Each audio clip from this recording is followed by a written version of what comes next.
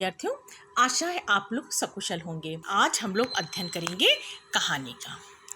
तो बच्चों, जैसा कि हम लोग जानते हैं, हम लोगों ने खूब अच्छे से पढ़ रखा है कि कहानी क्या है।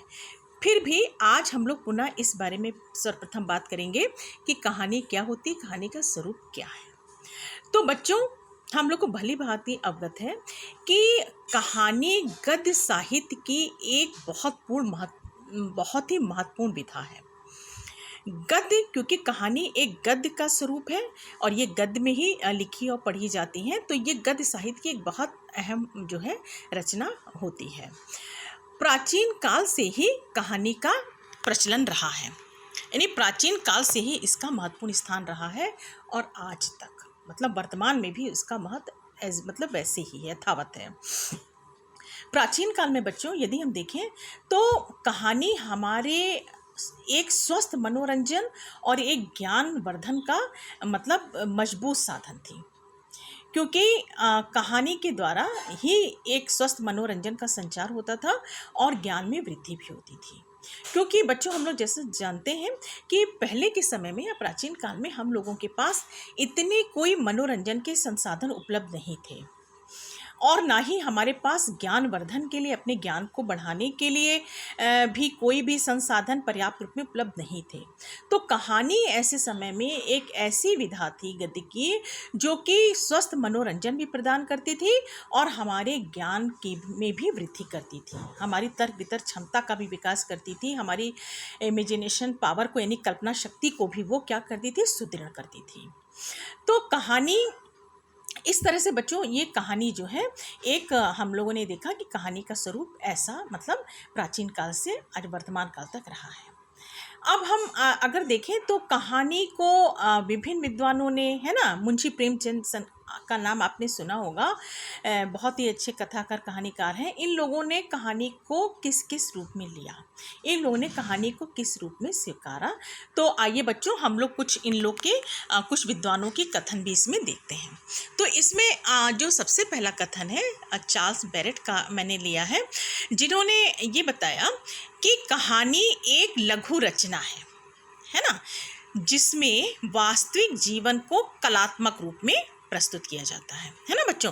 तो बिल्कुल ये सर्वविदित बात है कि कहानी क्या है, एक लघु रचना होती है, बहुत विस्तृत रचना तो होती नहीं है, और जिसमें वास्तविक जीवन को तो दर्शाया जाता है, लेकिन किस रूप में, कलात्मक रूप में, है ना। यानी कि कहानी के जो पात्र होते हैं, कहानी में जो लोग जिस चरित्र को जी रहे होते हैं, वो क्या होता है, वो वास्तव में तो वो पात्र नहीं होते हैं, लेकिन क्या है, वो कला के द्वारा उस चीज़ को जीवित करते हैं, जीवंत करते हैं, है ना।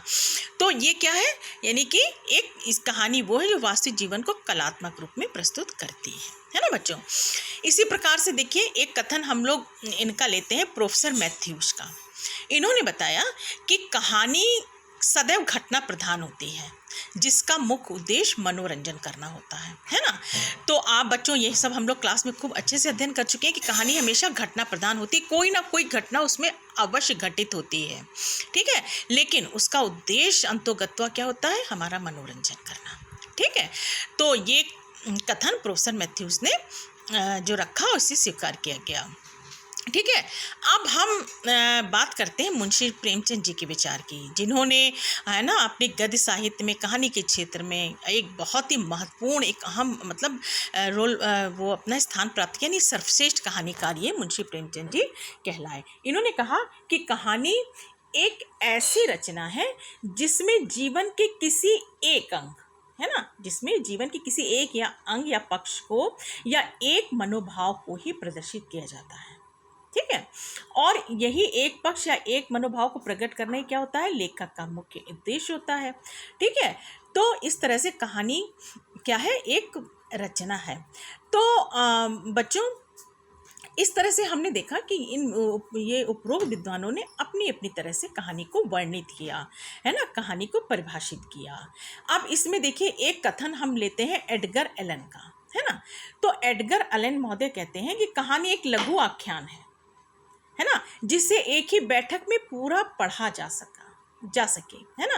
तो लघु आख्यान, जब कोई चीज़ लघु होगी तो निश्चित रूप है उसे एक बैठक में, एक सिटिंग में हम जैसे कहते हैं, उसे हम क्या कर सकते हैं, पढ़ सकते हैं, जैसे हम कहते हैं ना कि अभी हम भाई रुको, हम आ रहे हैं, बैठे कहानी पढ़ रहे हैं, तो निश्चित रूप से उस समय हम कहानी पढ़ के हम उसको क्या करते हैं, एक बार में पढ़ के उसको समाप्त कर देते हैं। ठीक है, तो बच्चों इस तरह से हमने ये देखा कि कहानी जो है वो क्या है, किस किस रूप में कहानी क्या है, और कहानी को विद्वानों ने किस किस रूप में स्वीकार किया है। अब हम बच्चों थोड़ा इसी कहानी के स्वरूप और संप्रत्यय को देखते हुए इसी क्रम में आगे बढ़ते हुए हम देखते हैं कि कहानी का महत्व क्या है, यानी कहानी जो है किन किन कारणों से जो है वो महत्वपूर्ण है। तो इसमें बच्चों जो हम निम्नलिखित हमने पॉइंट्स लिए हैं इसके अंतर्गत, महत्व के अंतर्गत, देखिए बच्चों इसको हम देखते हैं। इसमें सबसे पहले हम बात देते हैं कि समान ज्ञान में वृद्धि, यानी कहानी जो है वो हमारे समान ज्ञान में वृद्धि करती है। ठीक है, नेक्स्ट है तर्क वितर्क क्षमता का विकास। कहानी से हमारी तर्क क्षमता का विकास भी होता है, मैंने आपको इसका डिटेल भी खूब अच्छे से बता रखा है। फिर है संकल्प एवं कल्पना शक्ति का विकास। जब हम कहानी सुनते हैं, किसी राजकुमार राजकुमारी के बारे में सुनते हैं, किसी परी के बारे में सुनते हैं, तो हम उसी तरह से हमारी इमेजिनेशन पावर काम करने लगती है, कल्पना शक्ति हमारी उसी दिशा में काम करने लगती है ना। तो इसका विकास होता है कल्पना शक्ति का। फिर है तार्किक रूप में विचार करने की क्षमता हमारे अंदर विकसित हो जाती है। हम तर्क देकर किसी चीज़ को हम मतलब एक्सेप्ट करते हैं, है ना। नेक्स्ट है क्रमिक रूप से बोलने का अभ्यास। हमको कहानी एक क्रम में चलती है तो क्रमिक रूप से बोलने का हमको अभ्यास हो जाता है। नेक्स्ट शब्दों मुहावरों का ज्ञान। चूंकि कहानी में शब्दों मुहावरों का प्रयोग प्रचुर मात्रा में होता है, तो जब हम कहानी पढ़ते हैं सुनते हैं तो हमें समझ में आता है कि इस शब्द का प्रयोग यहाँ पे किस अर्थ में हुआ है, इस मुहावरे का अर्थ क्या होता है पर्टिकुलर, है ना।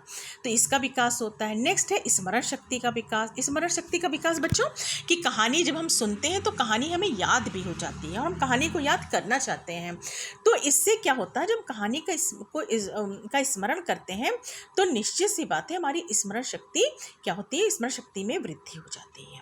ठीक है, फिर है जटिल प्रश्न को समझने में सुगमता। को बहुत से जटिल प्रश्न भी कहानी के अंतर्गत किए जाते हैं, उनको भी हम समझने के योग्य हो जाते हैं। नेक्स्ट स्वस्थ मनोरंजन का साधन। बच्चों जैसा कि मैंने आपको इसके कंसेप्ट में ही बताया था कि कहानी जो है एक स्वस्थ मनोरंजन का सशक्त साधन होती है। आज के युग में भी और वर्तमान काल में तो यही एकमात्र साधन थी।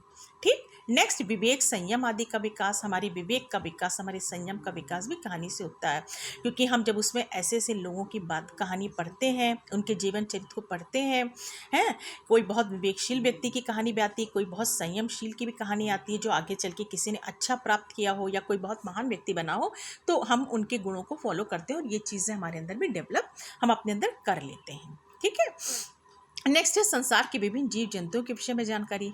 जीव जंतु के विषय में जानकारी कहानी के द्वारा क्या है, कभी हम कहानी जानवरों के भी सुनते हैं, पशु पक्षियों के भी सुनते हैं, या व्यवहारिक जीवन में भी ये कहानी में ये जीव जंतु कुछ मुख्य भूमिका में होते हैं, तो हमें पता लगता है, तो हमें उनके विषय में जानकारी होती है।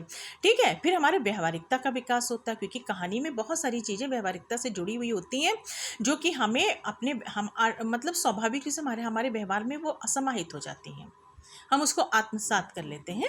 तो इस तरह से व्यावहारिकता का विकास भी कहानी के द्वारा होता है।